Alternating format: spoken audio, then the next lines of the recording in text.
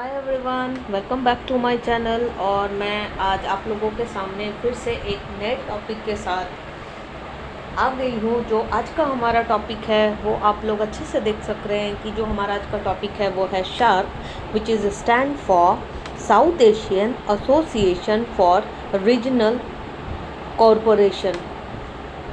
ये एक inter governmental organisations है for the development of economic and regional integration.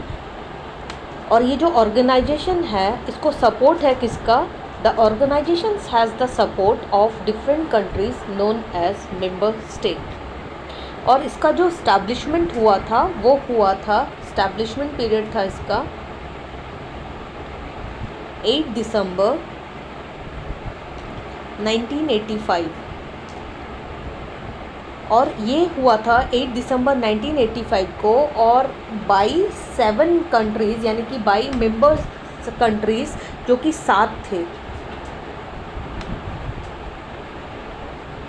कितने कंट्रीज़ थे इसमें? इनिशियली जब ये इस्टेब्लिश हुआ था ना तब इसमें सिर्फ 7 मेंबर्स कंट्रीज़ थे। 7 members countries,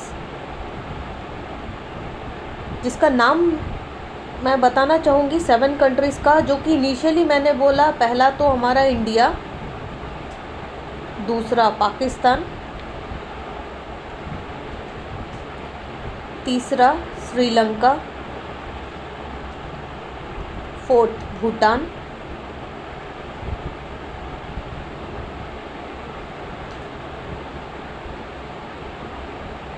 fifth Maldives, sixth Nepal, 7 Bangladesh.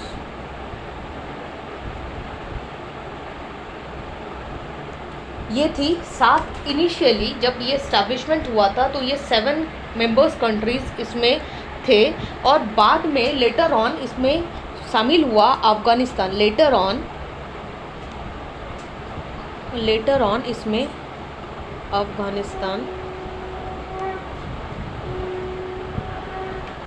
Afghanistan आया।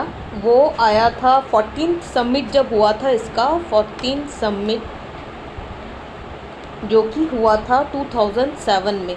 तब जो अफ़गानिस्तान है वो किसका मेंबर बना था? वो शार्क का मेंबर बना था। इनिशियली इसमें 7 कंट्रीज़ ही थे। और इसका हेडक्वार्टर की अगर मैं बात करूं तो इसका जो हेडक्वार्टर है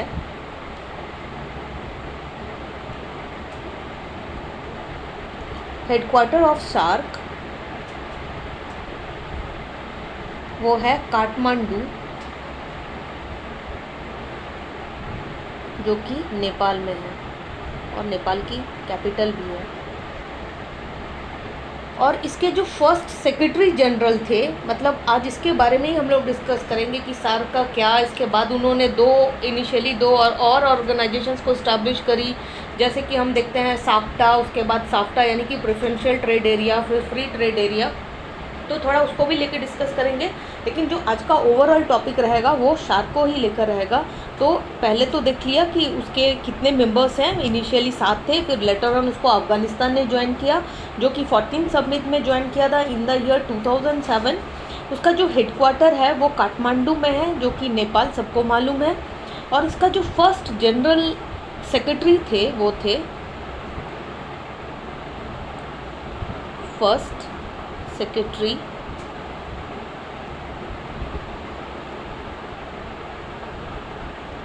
जनरल ऑफ शार्क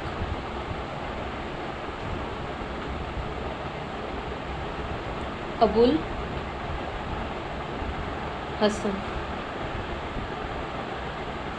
जो कि बांग्लादेश से थे।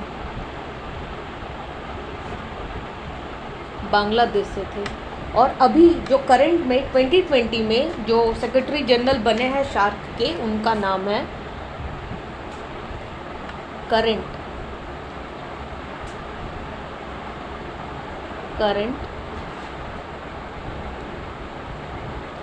सेक्रेटरी जनरल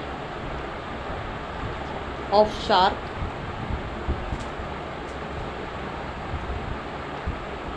वो है इसाला रुआन विराकुन।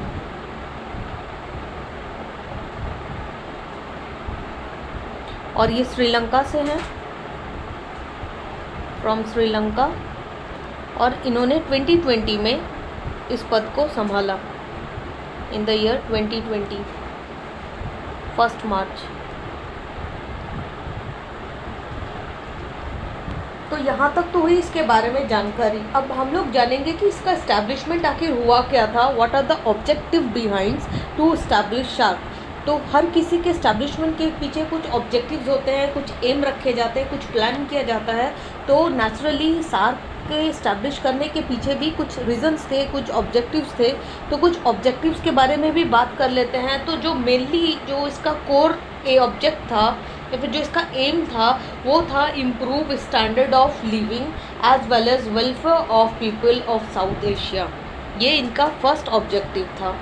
दूसरा इनका जो ऑब्जेक्टिव था वो था increase economic growth as well as social prosperity, क्योंकि जब इतने सारे कंट्रीज़ आपस में शिरकत करेंगे तो नो डाउट आपस में क्या होगा, एक इकोनॉमिक इंटीग्रेशंस होंगे, साथ में एक दूसरे का जो सोशल कल्चर है उसका भी तो आदान प्रदान होगा। यानी कि ट्रेड सिर्फ हम लोग ये जानते हैं कि ट्रेड सिर्फ गुड्स का होता है, सर्विसेज का होता है, पर ये भी करेक्ट है कि उसी मीनवाइल में बहुत सारे कल्चर्स का भी ट्रेड होता है। यानी कि हम लोग भी देखते हैं, हम लोग भी ऑब्जर्व करते हैं कि दूसरी कंट्री के कैसा जो कल्चर है, कैसे वो सोशल है, मतलब तरह तरह की चीज़ें का भी मतलब बिना बोले भी शायद बहुत कुछ का ट्रेड हो जाता है।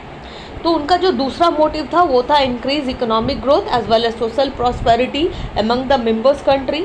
और जो अभी बोला मैंने third, ensure cultural development. And जो फोर्थ ऑब्जेक्टिव था शार्क का वो था collective self reliance to increase economic corporations और in short act as a uniform body और act as a negotiation form to the other country as well. ये इसका specific objectives था शार्क को स्टैब्लिश करने के पीछे। हाँ, जो ट्रेडिंग है वो तो गुड होगा ही, ताकि रिलेशंस हम लोग का अच्छा रहे, ये जितने भी मेंबर कंट्रीज़ हैं, टू अटेन इकोनॉमिक ग्रोथ। बार बार उसका मेन फोकस था कि जो इकोनॉमिक ग्रोथ है उसको अटेन करना है, क्योंकि जो सार्क था वो इनिशियली मतलब जो इकोनॉमिक जो ग्रोथ है उसको अटेन करने के लिए उसने एक ऑर्गेनाइजेशन को भी सेटअप किया जिसका नाम था SAPTA, SAPTA, which is stand for South Asian Preferential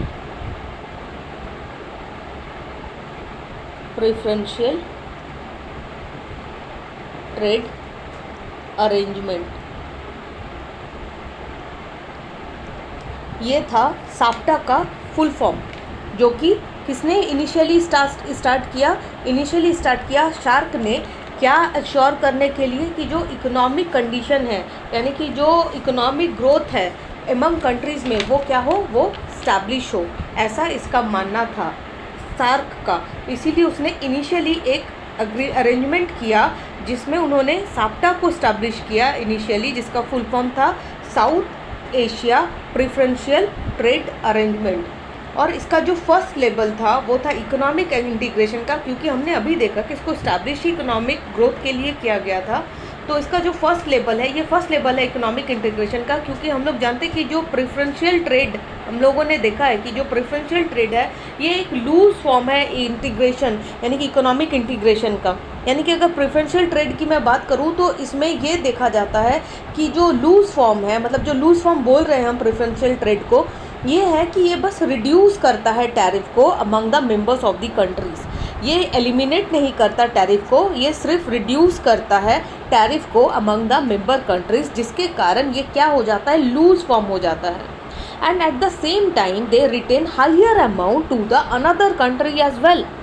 ऐसा भी नहीं है कि वो दूसरे कंट्री से कम चार्ज करता है, नहीं, वो हायर अमाउंट भी चार्ज करता है और अमंग कंट्रीज़ में सिर्फ टैरिफ जो है वो रिड्यूस करता है। बट जैसे जैसे टाइम पास हुआ साप्टा का ये जो लूज़ फॉर्म है वो अपना पोजीशन धीरे धीरे लूज़ किया, और लेटर ऑन फिर सार्क ने ऐसा फील किया कि एक नया एग्रीमेंट को लाना चाहिए, और तो उसने फिर से इजाद किया क्या, साफ्टा। क्या उसने इस्टेब्लिश किया, साफ्टा।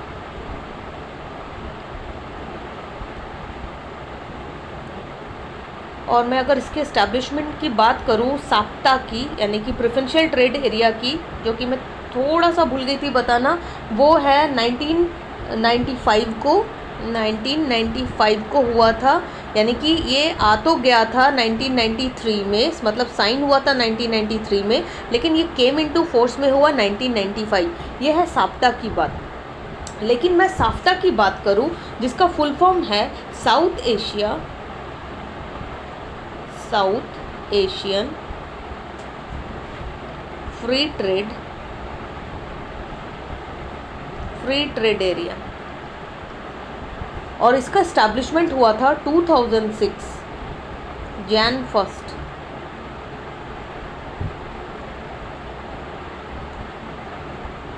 ये उससे मोर एलेबोरेटली था, यानी साप्टा से, क्योंकि साप्टा तो लूज फॉर्म था, वो सिर्फ रिड्यूस किया था टैरिफ को।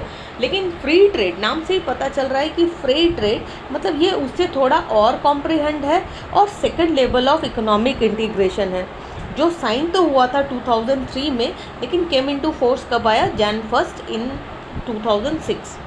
और इसमें जो all the members of SAARC countries थे, सेम मेंबर्स इसमें भी साफ्टा में भी थे, जैसे कि इंडिया, पाकिस्तान, श्रीलंका, बांग्लादेश, नेपाल, भूटान, अफ़गानिस्तान, ऑल सारे जो मेंबर्स सार्क के थे वो साफ्टा के भी मेंबर्स थे।